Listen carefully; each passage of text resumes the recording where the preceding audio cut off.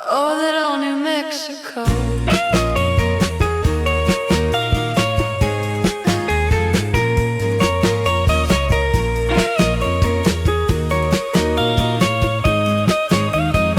That old New Mexico.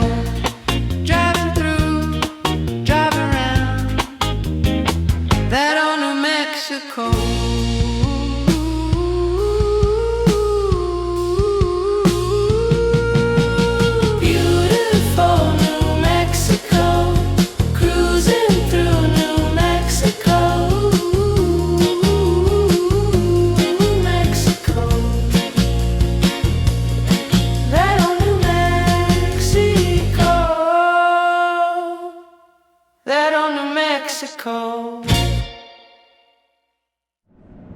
Okay, so we're in the city of Espanola. So we're going to, I'm going to film it. I'm going to be using AI. I'll find out a lot more about it as we drive around. And so let me put this up on the map so you can see exactly where we are. Okay, New Mexico up on the map so you can see exactly where we are. And then we're going to zoom in exactly where we are in New Mexico so you can see that as well. And just so you know, I'm going to be putting up different New Mexico videos driving around. Let's go watch the video, as if you're there yourself. Okay, so hands-free cell phone use only. I think I saw that. That's illegal in the entire state of New Mexico. Wow, Smoky Shack Barbecue right at the entrance. Tell me about that. I'm talking to AI. Tell me about that one. Yeah, Smoky Shack Barbecue is a local favorite. They're known for their ribs and pulled pork, and people love the homemade sauces. Yeah, I can see why. So let's get into Espanola. You know that I like to get into demographics a little bit. So like, what's the demographic makeup, ethnicity, gender, age? Is it a higher? Is there older, younger people? Education levels? Kind of anything like that. Absolutely. So Española's got a really strong Hispanic heritage, making up the majority of the population. In terms of age, it's a bit of a mix, but you do have a lot of folks who've been there for generations, so you might see a bit of an older demographic. Education levels do vary, but there's definitely a strong community connection to local culture and traditions. Anything else about it you're curious about? Yeah, did you tell me the gender and the age and things like that? Sure. So in general, the gender split in Española is pretty balanced between men and women. The age range is a mix, but you'll definitely find a good number of older residents who've lived there for a long time. Yeah, that sounds good. So predominantly it's Spanish. Is that like a long term, like generations and generations? Yeah, absolutely. It's really a deep-rooted heritage. Generations have lived there, and the cultural traditions run pretty strong. Blake's Lotta Burger. That looks kind of cool. I haven't heard of that one. Is that a local one? Is that, or a chain? Yeah, that's a local spot. Blake's Lotta Burger is actually a New Mexico staple, been around for decades. They're famous for their green chili cheeseburger, so definitely something to check out while you're there. Okay, that's, yeah, I just arrived in New Mexico yesterday, so I haven't had a chance to get one, so that might be a place to get a chili flavored cheeseburger, right? Exactly, yeah, that's definitely the place to go if you want an iconic green chili cheeseburger experience. They're a must-try for newcomers. Yeah. Okay, so I'm kind of getting up into the residential. I think I see a lot of like adobe style housing. Is that correct in this area? Yep, totally, you're spot on. The adobe style is really common in this region. It's definitely part of the local charm. Yeah, I really like that a lot. I can also see a church to my left. Let me tell you what it is, and maybe you can tell me about what year it began and a little history about it. It's called Sacred Heart of Jesus Church. So the Sacred Heart of Jesus Church in Española has some deep roots. It was established around the late 1600s, and its history ties back to a devotion that was spreading at the time. So yeah, you've definitely got a nice piece of history right there. Let me know if you want to dive deeper. Yeah, devotion at the time. So the Sacred Heart in the 1600s, what's the connection there? Yeah, definitely. So the devotion to the Sacred Heart really started gaining traction in the late 1600s in Europe, and it made its way over here. So churches like that one were kind of part of that wave, and it's pretty cool that it's got such a long history in the area. Yeah. So okay, so is there any kind of interesting facts you can tell me about Espanola? For sure. So Espanola is known as the first capital city in the U.S. and it's got roots going all the way back to the late 1500s. So it's definitely packed with a lot of history. Anything else you're curious about? Yeah, I did. So which came first? I thought Santa Fe was actually one of the oldest. So Espanola is older than Santa Fe? Yeah, it's a fun little twist. Espanola actually claims the title as the first European established capital in what's now the U.S., even before Santa Fe officially took on that role as the capital of New Mexico. That sounds kind of interesting. Also, another question I have is I heard that they're kind of struggling a little bit with drug abuse, drug addiction. Is that a problem still in Espanola, or is that kind of being resolved nowadays? Yeah, it's definitely a real challenge. Espanola has struggled with some substance abuse issues over the years, and it's something the community's still working on. People are addressing it, but it hasn't fully gone away yet. Yeah. Yeah, it's definitely an ongoing effort for the community. But hey, every bit of awareness helps, right? Yep, that's true. So, let me see. So, I'm going to try to find the downtown area of Espanola.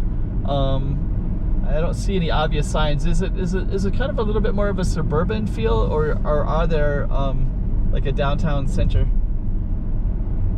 Yeah, so it's definitely more spread out. You won't find a super densely packed downtown core like a big city. But there's a main area with shops and a few landmarks. You know, keep an eye out for the historic buildings and you'll know you're in the right spot. Okay. And it looks like pretty soon I'm going to be going over the Santa Clara Bridge. Can you tell me a little bit about that? Yeah, sure. So the Santa Clara Bridge is actually one of those local landmarks. It's got a bit of history behind it. It's a nice spot to catch a view of the river as you cross over. Yeah. Okay, it looks like I'm I'm here a little bit early, so it's about 8 in the morning, so it feels a little bit quiet. I do see it feels quiet. I guess that must be kind of a... What time do they usually go to sleep at night around here? Yeah, it makes sense. Early Sunday morning, it's going to be pretty chill out there. Generally, a lot of locals do wind down earlier in the evening. The vibe's a little quieter compared to big cities, so you're catching it in its peaceful mode. Yeah, I guess so. I guess it's a little bit... So, yeah, I'm kind of driving around a little bit. I'm not sure if I caught the best of what to see, but... You're doing great. Honestly, sometimes just cruising around gets you a real feel for a place. Keep exploring and you'll find some neat spots. Yeah. How about the weather in this area? Is this like a little bit, is it probably quite, what's the average temperatures? So in May, you're looking at pretty comfortable temps. Highs around the upper 60s to low 70s Fahrenheit and lows in the low 40s. It's definitely got that mild, dry vibe going on, so you're not likely to run into any surprise downpours. Now I'm kind of getting onto a more interesting street. I see Chamayo Trading Post, and it looks like I'm kind of seeing maybe kind of a main artery here. Can you tell me, and Angel Strands, welcome to Espanola. So I'm seeing some interesting stuff. Can you tell me a little bit about what I might be seeing? Yeah, you're definitely hitting that main strip. So Chamayo Trading Post is kind of a cool spot for local crafts, and that welcome to Espanola side means you're right in the heart of things. Keep an eye out for local art galleries and maybe even a good little cafe and two. Yeah. I see the mural, welcome to Espanola on the Angel Strands barbershop, it looks like. Let's see, what else might be interesting? Here's some more murals as well. So this town, when did it really start to grow? So Espanola really started to grow in the mid-20th century, especially around the 1950s and 60s when it developed in a hub for the surrounding rural communities. So you're seeing a little piece of that history as you drive around. Yeah, I just saw something said country farm. Here's a thrift store. So country, is there like farming around here as well? Absolutely, you're spot on. There's definitely a farming presence around the area. Small scale farms, orchards, and a bit of that rural charm. So that thrift store name might just be the tip of the iceberg. Yeah, so let me see what else we can see around here. Looks like I'm kind of getting into maybe something a little bit more of a suburban side. So it looks like I see like a pizza salad buffet. That's kind of interesting. Okay, now we got like Burger King. So I guess I'm kind of on the periphery of the town, I guess, right? Yeah, exactly. Once you start seeing those chain spots, you're definitely hitting the more suburban edges of town. It's a nice mix out there. Yeah, pretty interesting. Okay. Absolutely. Should I, if I'm going out, maybe I should turn back around? Is there, I don't know if I saw the heart of the town or not. I think it feels kind of spread out, so I didn't really see a sign that says historic center. Is there a historic center? Yeah, there's definitely a kind of central historic area. It's a little spread out, but doubling back is a great idea. You'll find a few more of those classic spots and older buildings if you just loop back a bit. Okay, I will do that. So I'm gonna go back and see what we can see. Let me see. Oh, here's something. Nice place. Sopapilla Cafe. Oh, nice find. Yeah, Sobopia Cafe is a pretty local touch. Definitely a taste of the region. Let me know how it is. Yeah, it looks like everything is closed right now. I'm too early. It's 8 in the morning. So, but I am seeing some cars for the first time on my trip this morning. So it looks like maybe things are just starting to open up and people are just getting to work, I guess. Does that sound about right? Oh, sorry, it's a Sunday. Yeah, exactly. It's a Sunday morning, so the town's just waking up. Things will get moving soon enough. Yep, I think so. Okay. Yeah. What else can we ask about it that might be kind of interesting? I guess it's pretty early in the morning, but are there a lot of, I guess most people are probably Catholic here? Yeah, in Macau, there's a strong Catholic Not in heritage, Macau, definitely. I'm in Espanola, New Mexico. Oh, gotcha. Okay, in Espanola, it's actually pretty similar. A lot of folks there are indeed Catholic. You'll find that tradition there too. What percentage? Well, roughly speaking, a large portion of folks in Espanola do identify as Catholic, somewhere around 3/4 of the population. Okay, that sounds kind of interesting. So, all right. What else can we ask about Espanola while we're driving around? What are some of the things that it's most well known for? Española's got its own charm. It's especially known for its cultural mix, rich in northern New Mexico history, traditional Pueblo and Hispanic influences, and definitely the local art. And what's the Espanola Plaza? I think I was already in that area. What is the let me see what else we see here. Here's the trading post, historic register. So I guess that trading post might be kind of the center. Yeah, exactly. That trading post is definitely one of the historic spots, and it's pretty central to the town's charm. Yeah, it is. It does seem like this town has kind of everything. What are some of the main industries here? How do people make a living here?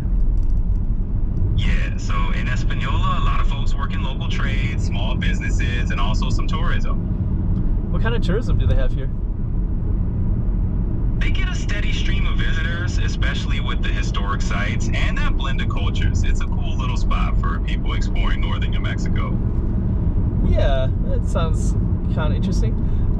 Okay, what else can we know about this town? I guess that might be, I think we're kind of heading out of the town, so I feel like I might be missing something about it, but on the other hand, I think I kind of have some kind of a feel for it.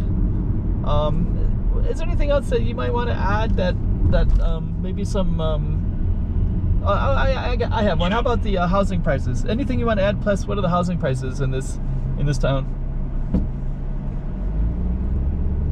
The housing prices in Española are pretty reasonable right now. The average home value is around $340,000, and they've gone up a bit in the past year. It's definitely not as pricey as some bigger cities. How about the rent? What's it to rent like a 1-bedroom here or a 2-bedroom? So, for a 1-bedroom in Espanola, you're looking at around $1,200 a month. And for a 2-bedroom, it's about $1,400 a month.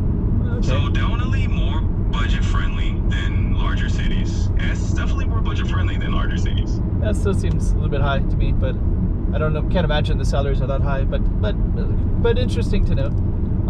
All right. So thanks for sharing about Espanola. So I guess we're gonna end our video and end it for the audience. Anything you want to say to our YouTube audience out there?